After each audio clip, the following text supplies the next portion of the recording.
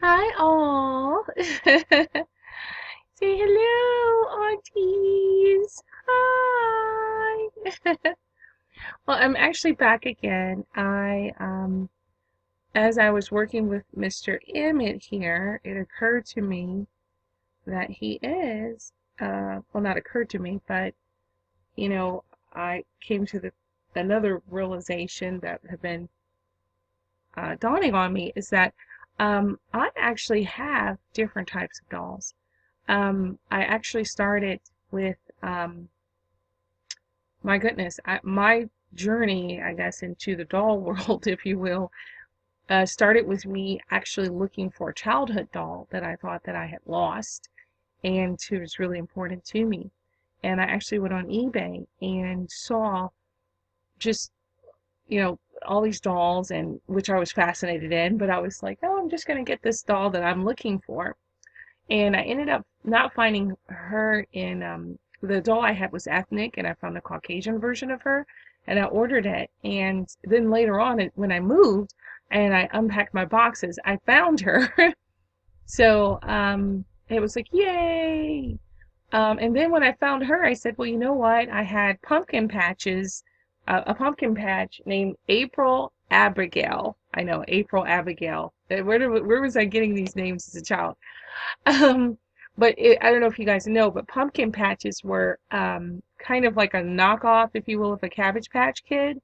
And I remember wanting a Cabbage Patch Kid, and my mom was like, no, no, no, we'll get you something else or whatever. And anyways, it ended up being, I opened it and it was a Pumpkin Patch Kid. And I remember being disappointed because at that time, if you just had to have a Cabbage Patch Kid, it just wasn't, I don't know what's the word, but it was like it was a Cabbage Patch Kid or nothing at all, you know. So I was disappointed at first, and I remember thinking I won't play with her. She had these cute little brown corduroys on. She had yarn hair, um, blue eyes, and she had like freckles on her face. And I started thinking I should be nice to this doll. And I ended up naming her April Abigail, and I would even make her move and make noises and all this kind of stuff. I'm just thinking about it. How thinking about it now, it seems corny, the stuff I was doing, but yeah, I had a lot of fun with dolls. And so, anyways, I was thinking to find her again. So I then went to look for Pumpkin Patch Kids, and in looking for Pumpkin Patch Kids, I saw other types of dolls, and I was intrigued. And then there was an ad on Craigslist. This lady had dolls for sale and all types, and she had these dolls called Play Pal dolls, which are huge dolls. They're 36 inches, 35 inches, 34 inches tall, and just beautiful dolls. And she said, "Oh, I have some and some other dolls." So anywho, I went to her place, and long story short, we ended up becoming fast friends because of the love of dolls. And there was someone that I knew now who was interested in dolls, and from there, I began to actively seek out dolls, meeting her and listening to her talk about dolls that were from the early 1800s, and she had a massive collection of beautiful dolls, basically museum quality, just gorgeous. And she collected all types of dolls.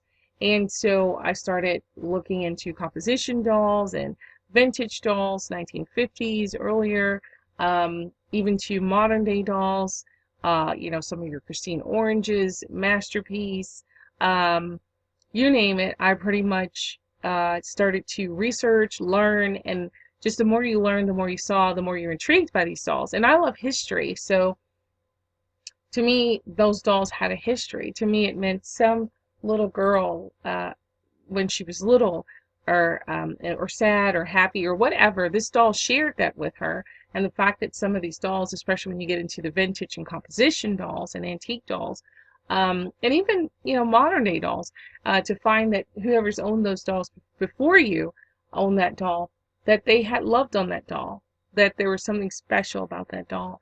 And so to me, it's like holding history. It's huggable history to me, huggable art and huggable history at the same time. And so, look, he just looks so cute. in my arms here. Oh my goodness. Or in my arm. But so yeah, so I'm sorry, I'm a little loopy. I'm also under the weather, so that's probably not helping it along. But so yeah, so I fell in love with it, and if anyone would have said I love dolls, I would have laughed them, oh come on, please, I will never have a house full of dolls. I won't have dolls. And I ended up falling in love with them. And to me, they're like children. They're like miniature children. And you just can't have just one. Um, but like I was saying, so I have all types. And then when I found Reborns out not too long ago, it was just like, wow, and I was just totally amazed at the art because I was already starting to buy dolls that looked more and more realistic. Um, and then when I saw well, I'm pointing at him, but he's not a Reborn. But when I saw Reborns, it was like taking the doll thing to a whole nother level. It really was. And, and I've just been fascinated with them ever since. But I still, I have different types of dolls. But that brings me to the tag. I'm sorry, long-winded, woohoo, memory lane visit here. It brings me to the tag is how many, I'm really curious to know, like how many people out there actually have other types of dolls other than Reborns. Do you have Masterpiece, Ashton Drake? He's an Ashton Drake. I'm so in love with him. Look at him. He's an Ashton Drake. Do you have, composition, vintage, Masterpiece? Do you collect other types of dolls, or are you pretty much only into Reborns? And I was just curious to see how many Reborn mommies like myself have other types of babies. I'm going to go ahead and put him in this. I'm going to do a different video on some other stuff here that I've got behind me. But yeah, so it just made me wonder who else also had just a love period of dolls, and collect them, and they're, living right alongside your Reborn dolls. And what I found is it's kind of cool because like I'll take a Masterpiece doll and mix it with it holding a Reborn, and it just really makes very nice pictures. Or I'll take a Masterpiece and have it holding an Ashton Drake, or what have you.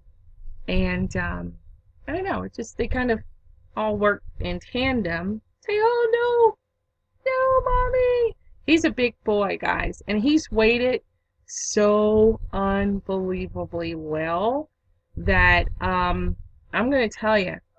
And it's really what I'm finding out about, I'm slowly understanding more and more about Ashton Drake, because before I thought Ashton Drake was just Ashton Drake. I didn't realize that they had commissioned, some of the top, sculptors and people like this to make their dolls. So each doll really is truly different with Ashton Drake. I mean, in regards to the sculpt, so for example, it's not just, okay, well, all Ashton Drakes look this way, or all Ashton Drakes. No, they don't, because what I'm finding is it depends on the person who sculpted that doll. Because I'm finding with dolls, Bunny Child's dolls, I seem to like their weight better. They're heavier to me. And also, they also have a great deal of, I feel, realism. I like the way she tends to, excuse me, it's like, no, don't pull on me too hard.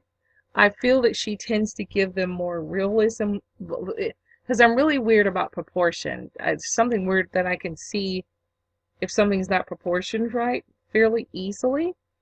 And so if it looks like it should have a bigger hand or bigger foot, it really irritates me if it's not in proportion for some reason. So proportion is important. So for me, I like the way her babies are proportioned. They're, if he has big hands, he should have big feet. It should be have big, huge hands, and then you get down to two stubs at the bottom. I mean, or whatever. It should make sense. It should make sense. And so I like the way her dolls make sense to me. The proportion is very good. I like the weighting. The hair, even though it's glued on, I noticed that at least with a lot of her dolls, some of the hair actually is not stuck down. So you can actually brush that little bit of hair, which adds more realism. So it's not all like a sheet that's just plastered on there. You actually have some loose hairs, which I love that because it allows for more styling ability. It also looks more real, and stuff like that. So I love. I mean, I will probably do a review on him because I just love it that much. And but the thing is, what I'm learning, I may fall in love with that doll, but it doesn't mean I'm going to fall in love with all Ashton Drakes. And I'm sure it's the same with anything in life, you know. But I'm finding certain artists work within Ashton Drake. I find that generally, if I liked one of their dolls, generally I'll like their whole line of dolls. For example, Emily Comes Home with Ashton Drake. There's She Danced. I think it's called Dances or She Danced. I did a video on her box opening, and I'm probably saying it wrong, but I think it was Dances with something doll. But anywho, she looks a lot like Emily Comes Home. I believe they're from the same artist because their body structure is the same, their hair is glued on the same way, and even their facial features and hands and legs and stuff are the same. And I found that because I liked Emily Comes Home, that is the reason why I liked the other doll, because the sculpture was the same. So I would say the best advice I would say with Ashton Drake in regards to if you're looking into getting Ashton Drake, um, you know, don't just say, you know, because I was making that mistake, I guess, or not really a mistake, but I was thinking all Ashton Drakes are created the same, and they really aren't. It depends on the sculptor, who sculpted the doll, things of that nature. I think I opened another one that was from a different artist. And so you kind of, like if you get one from a certain artist, certain sculptor, even sculptors will make different types of dolls, but what I'm saying is, if you like that one, you probably will like the next work that they do. Probably. The probability is higher that you may like. If you like that work, you'll probably like the other one too. The probability is higher. There still is no guarantee that you will like it, but the work is higher because now I have him and I have two other Bonnie. No, I have three other Bonnie Child. I think three. One, maybe two. Okay, well, anyways, I'm sorry. This is what happens when you have too many kids. I have either two or three more Bunny Child dolls, and I love them. Like, if I could get all of her dolls, I want to see all of her collection. I want to see her whole line of Bunny Child dolls, because more than likely, I'm thinking I'm going to love all of them. Because, again, there's certain things that I like, about her, the way she does her sculpting. There's just certain things I like. So I won't say all, that I'll like every last Ashton Drake. Like I did a few other box openings, and we just didn't bond. I couldn't bond with them.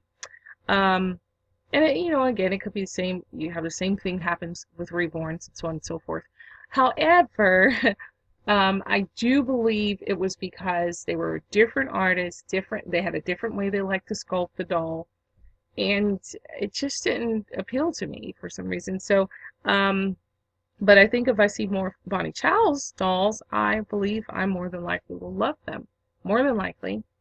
But yeah, so say hi. See, with all that babbling that mommy has just done, I somehow am in my little sleeper. And look at this. I mean, look at that. Oh, he's so adorable. Hey, let's look this way. Okay, there we go. Can they see him? Can they see our snuggle buggy? Yeah. Hey, hi. Well, awesome sauce, guys. So, yeah, so the tag question is, again, do you collect other types of dolls? I'm sorry, you can even see a few of mine in the background, just a few of them. But, and if so, what kind do you collect? And why do you like to collect them? And I guess it's a little bit of several questions, but what's the differences between, if you collect the composition and the Reborn, what makes you still keep them? because I've had people say, well, once you go to Reborns, you may not even be interested